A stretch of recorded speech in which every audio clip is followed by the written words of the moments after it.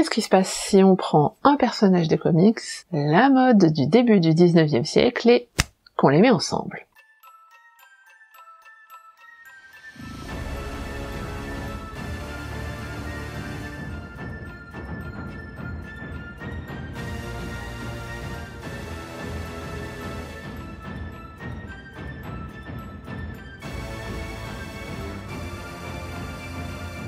Coucou, moi c'est Marion de Green Martha. Sur ma chaîne, on fait des corsets, des costumes et plein d'autres choses créatives. L'idée de créer une version historique, ou au moins historiquement inspirée du personnage de Loki, c'est quelque chose que j'ai commencé il y a à peu près 2 ans. C'est un projet qui a un petit peu traîné. L'idée, elle est pas de moi. Il y a plusieurs autres personnes sur YouTube qui se sont dit que puisque canoniquement, il y avait plein de variantes de Loki dans plein d'endroits et d'univers différents, il devait y en avoir des versions historiques de différentes époques de notre monde aussi. Moi jusqu'ici, je n'avais jamais fait de costume de l'époque Premier Empire. C'était l'occasion de me lancer dedans. J'ai commencé par faire le corset qui est dans une autre vidéo. Pour la robe, je suis partie d'un patron existant de Black Snails Patterns. Je ne vous fais pas de retour sur ce patron spécifiquement parce que quand j'ai utilisé, j'ai oublié de prendre en compte les valeurs de couture. J'ai donc dû faire beaucoup de modifications en plus des modifications que je voulais faire pour avoir mon design précisément. Je ne me suis pas non plus penchée sur les instructions, donc le patron m'a juste donné une base globale. Je ne l'ai pas non plus filmé, mais avant d'attaquer la robe, je me suis aussi fait un jupon pour porter en dessous. C'est simplement un rectangle de tissu légèrement évasé sur les côtés, plissé, fixé sur une ceinture. Par contre, pour rester au niveau où est la taille pendant la période Empire, ce jupon avait besoin de bretelles, sinon il allait simplement descendre jusqu'à ma taille naturelle. Je les ai faites très simplement dans des morceaux de serge. Faut que je les mette donc ligne de dos. Ça donne ça. Tu vois. C'est pas possible. Non, ne fais pas ça. Donc, alors. J'ai fait une première comparaison entre les pièces de patron papier et ma prof anatomie en les posant sur moi, mais comme je l'ai dit un peu plus tôt, j'ai complètement oublié l'existence d'un concept comme les valeurs de couture, ce qui a profondément faussé le processus. Ne faites pas comme moi, lisez les instructions, lisez-les en détail s'il vous plaît. Une fois qu'on a fait toutes ces petites modifications et que j'ai eu quelque chose dont j'étais à peu près satisfaite, j'ai découpé les pièces dans un voile de coton noir que j'ai pris en double épaisseur pour avoir un petit peu plus d'opacité quand même. C'est ça qui va composer la base du corsage de ma robe.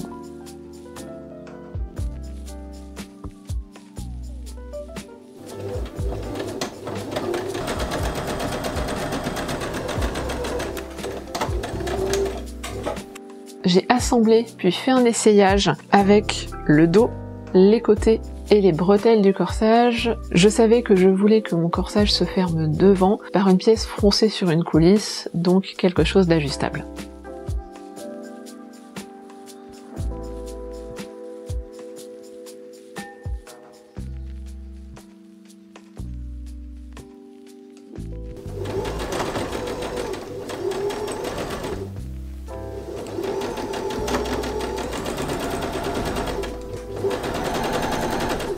Au-delà des corrections de mon histoire de valeur de couture, j'ai quand même pas mal dévié du patron qui à la base avait une fermeture dans le dos. Moi je voulais une fermeture devant et je voulais notamment sur le devant avoir 2 pièces qui s'ajustent sous la robe, sous la poitrine et qui tiennent le corsage tendu. Celles-là je les ai dessinées à l'œil. Et à partir de là, on avait la base de la robe.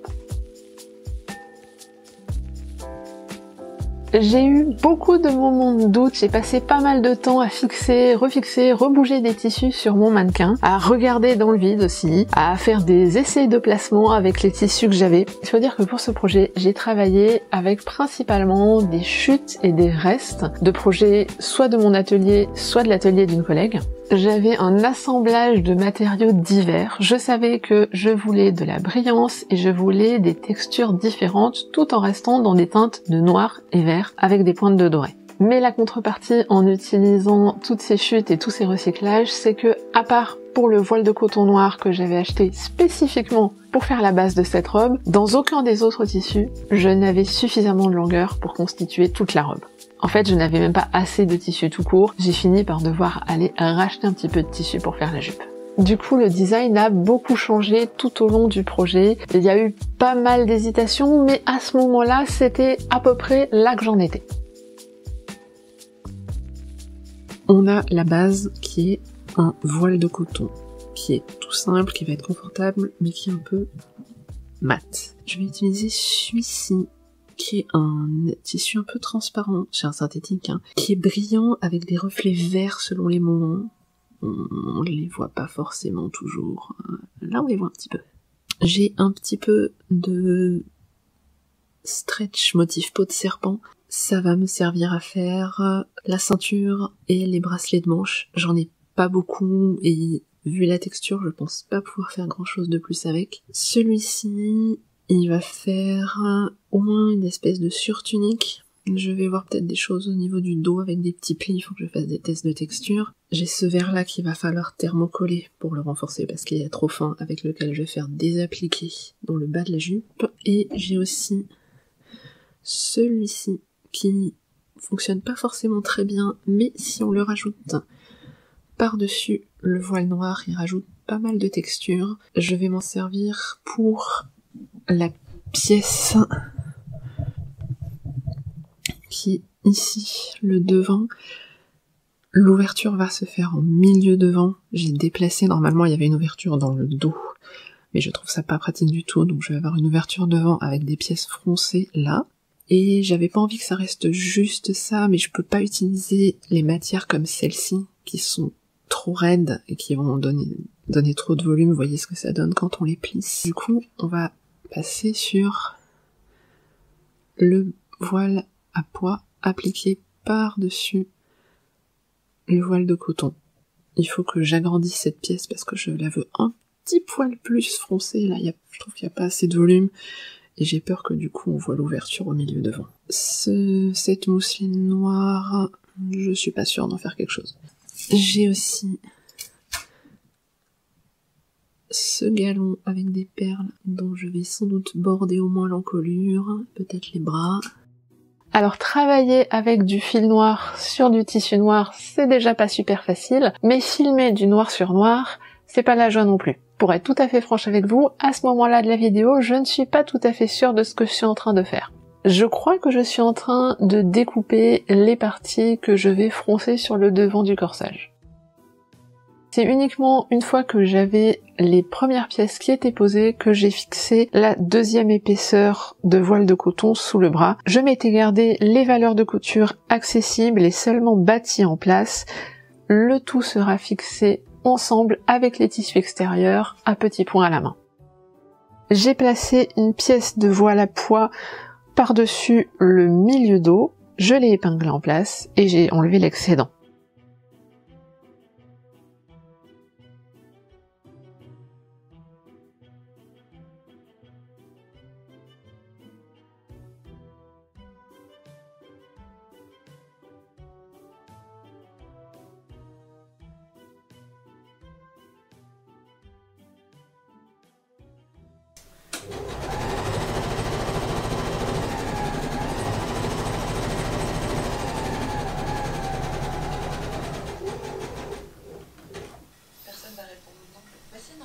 C'est pas ta taille, Newton. Là, on a la structure du corsage qui est bien en place. On a les deux languettes qui tiennent le corsage sous la poitrine. Elles sont fermées, même encore à l'heure actuelle, par des épingles, ce qui leur permet d'être très ajustables. Et par-dessus, j'ai deux rectangles de voile à pois par-dessus une épaisseur de voile de coton, avec une coulisse dont le cordon vient se nouer au milieu devant, et l'ouverture est simplement camouflée dans les plis. J'ai drapé puis plissé des pièces de voile brillant sur les bretelles. Ça a été un petit peu long de trouver le bon placement et de faire ça à peu près en symétrique, sachant que ces pièces viennent se croiser au milieu dos. Pour rajouter un petit peu de bling et de texture et de détails intéressants, dans chaque pli, j'ai inséré un petit galon sur lequel sont cousues des perles de rocaille noire à intervalles d'à peu près 1 cm. L'idée, c'était de juste laisser dépasser les perles qui feraient un petit point de relief tout le long du pli, et ça permet aussi de tenir ces plis qui sont formés parfois dans le biais du tissu. J'ai fixé le tout à la main en glissant dans chaque point une autre perle de rocaille, dorée cette fois-ci. Oui, c'est pas le procédé le plus rapide du monde pour assembler un corsage.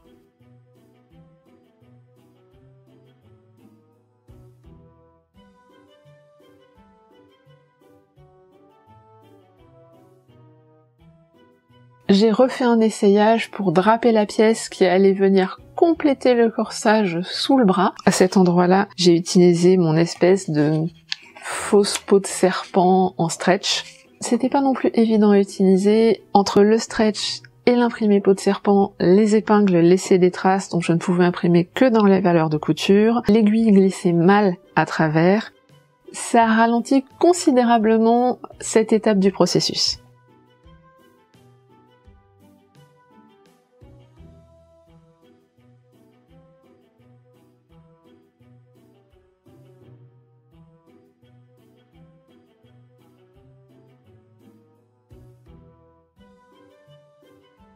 J'ai opté pour faire devant une fermeture asymétrique et je me suis dit que c'était peut-être le moment pour amener un petit peu de vert dans ce corsage qui pour le moment était surtout noir et doré. J'ai dessiné une pièce un peu courbe qui vient tenir le dessous de la poitrine. J'ai fini le bord avec un petit passepoil intégré. J'ai dû cranter un petit peu mon taffetas noir parce que c'est un taffetas, c'est pas très souple, surtout quand on lui demande de faire une courbe.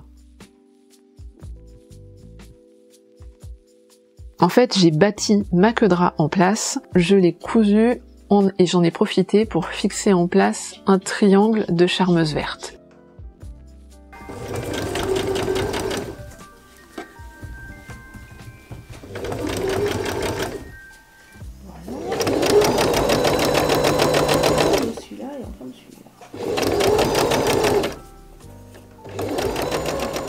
Cette pièce de tissu vert, je l'ai manipulée à la main pour créer un éventail de plis que j'ai ensuite fixés, eux aussi, à la main, à petits points presque invisibles, mais pas tout à fait, ça crée juste un relief un petit peu régulier le long du bord.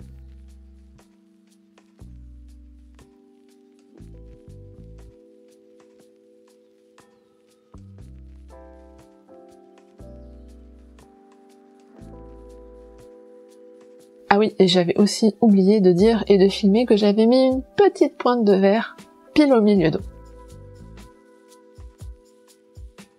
J'ai donc créé ce corsage presque entièrement à la main, avec beaucoup de pièces drapées et appliquées les unes par-dessus les autres, ce qui explique sans doute que j'ai mis autant de temps sur cette étape du processus. Ça explique aussi que cette vidéo soit déjà assez longue, du coup on se retrouvera très bientôt pour la suite et la fin de la réalisation de ce costume. La vidéo est déjà presque finie, donc il n'y aura pas trop longtemps à attendre de votre part. En attendant, vous pouvez retrouver en description toutes les informations intéressantes, ou me retrouver sur les réseaux sociaux, comment me soutenir, mes boutiques, tout ça c'est par ici. Et je vous dis à très bientôt pour la suite des aventures de Loki en Regency. Ciao ciao!